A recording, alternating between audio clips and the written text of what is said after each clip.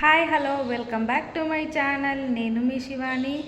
First of all నేను చాలా thanks చెప్పుకోవాలి మీ అందరికీ, ఎందుకంటే మీరు నాకు సపోర్ట్ చేస్తున్నారు.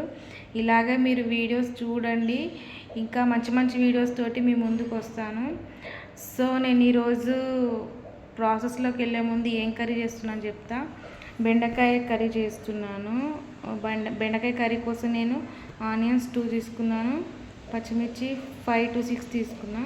బెండకాయ అయితే కట్ చేసుకున్నా ఆల్రెడీ. నేను ఆనియన్స్ను పచ్చిమిర్చి కూడా కట్ చేసుకున్నా. కడాయి పెట్టిన, ఆయిల్ వేసిన, 3 టేబుల్ స్పూన్స్ ఆయిల్ వేసిన. అంటే కర్రీకి కొంచెం బాగుంటుంది కదా ఆయిల్, అందుకోసము కొంచెం ఎక్కువనే వేసిన ఆయిల్. నెక్స్ట్ జీలకర్ర ఆవాలు వేసిన. జీలకర్ర ఆవాలు చిటపటమనాలి కదా మనకు, అవి అన్న తర్వాత పచ్చిమిర్చి, ఎండుమిర్చి వేసిన. ఆప్షనల్ అండి, మీకు ఎండుమిర్చి వేస్తే వేసుకోవచ్చు, కానీ వేస్తే బాగుంటుంది. నెక్స్ట్ బెండకాయ వేసిన. ఏంటి ఫస్ట్ బెండకాయ వేసింది అనుకున్నారు, వేస్తా ఆనియన్స్ కూడా వేస్తా, కానీ ఆనియన్స్ అనేది 80% బెండకాయ ఫ్రై అయిన తర్వాత ఆయిల్లో నెక్స్ట్ ప్రాసెస్లో అది వేస్తా. బెండకాయలు కొంచెం మంచిగా టేస్ట్ రావాలంటే ఉప్పు వేసుకోవాలి. ఉప్పు వేసుకున్నా, అది అందరికీ తెలిసిన విషయమే కదా. సో ఉప్పు అయితే వేసుకున్నా, మంచిగా మిక్స్ చేసుకోవాలి మొత్తం. బెండకాయ టేస్ట్ అనేది బాగుంటుంది ఉప్పు వేసుకుంటే, లేకపోతే తెలుసు కదా సప్ప ఉంటుంది. బెండకాయ అనేది ఫ్రై అయిపోతుంది. మనకి కొంచెం కూడా జిగురు ఉండకుండా ఇప్పుడు మనం కర్రీ చేయబోతున్నాం. బెండకాయ అనేది 80% కుక్ అయిన తర్వాత నేను ఆనియన్స్ వేస్తున్నా. ఇప్పుడు 80% అయితే మంచిగా కుక్ అయింది, ఫ్రై అయిపోయింది. కొద్దిగా కొంచెం జిగురు ఉంది, అది కూడా పోతుంది. ఇప్పుడు ఆనియన్స్ కూడా మనకు ఆయిల్లో ఫ్రై కావాలి కదా, సో ఆనియన్స్ కూడా ఫ్రై చేసుకుందాం కొద్దిసేపు. అంటే ఎంత 5 minutes వరకు ఫ్రై చేసుకుందాం. ఫ్రై అయిపోతాయి, మంచిగానే అయిపోతాయి.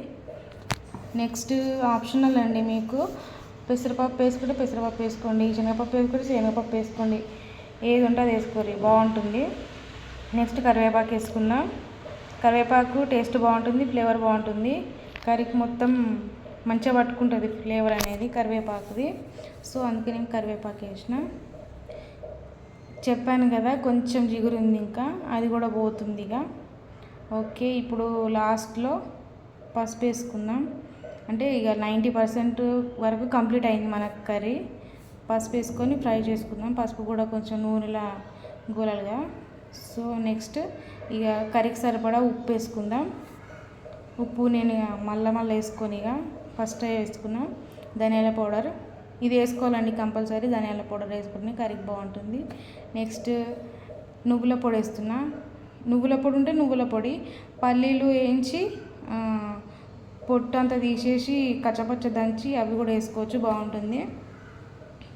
నెక్స్ట్ ఫైనల్గా కొత్తిమీర వేసుకుందాం.